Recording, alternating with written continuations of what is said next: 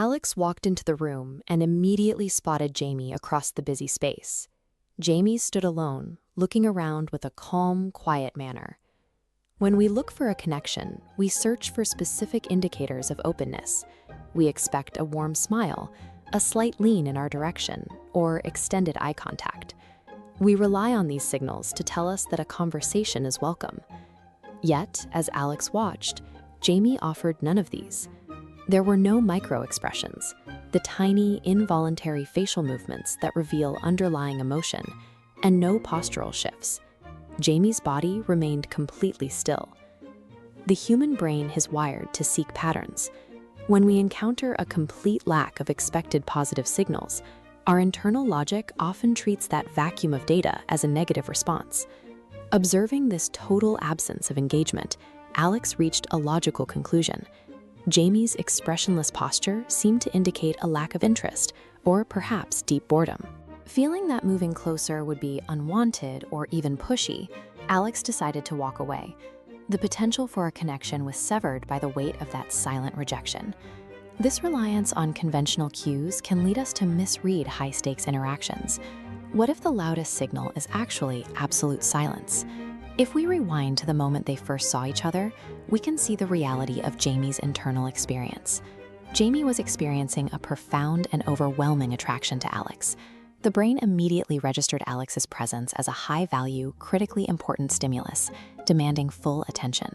This massive influx of attraction triggered a state of sensory overload. The brain was suddenly dealing with more data than its communication systems could handle.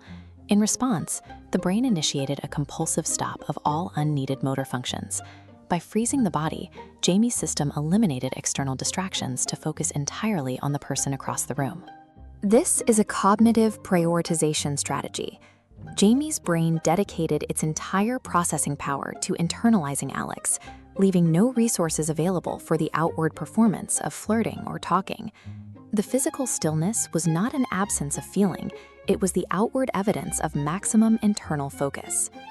Beyond the biological reflex, a powerful psychological pressure kept Jamie locked in place. This freeze was driven by a deep desire to execute the first interaction perfectly. Because the interest was so strong, the perceived cost of a mistake was incredibly high. Jamie felt an intense need to avoid any clumsy gesture or awkward word that might ruin the chance of a connection. Under this type of pressure, we often face a paradox.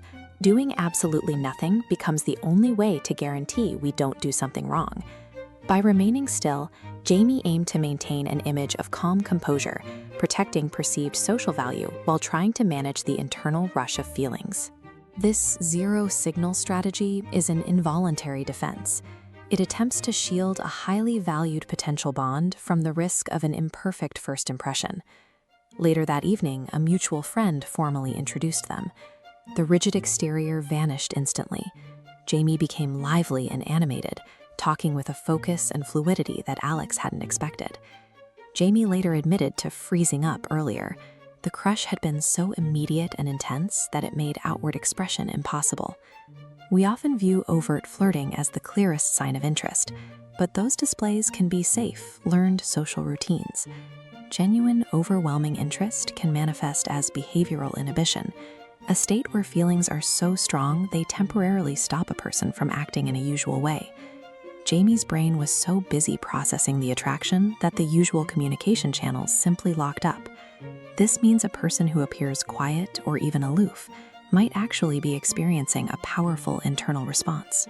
Their stillness could be a sign of authenticity rather than indifference. When the pressure of attraction is at its peak, the complete absence of a signal can be the most striking evidence of a profound connection hiding just beneath the surface.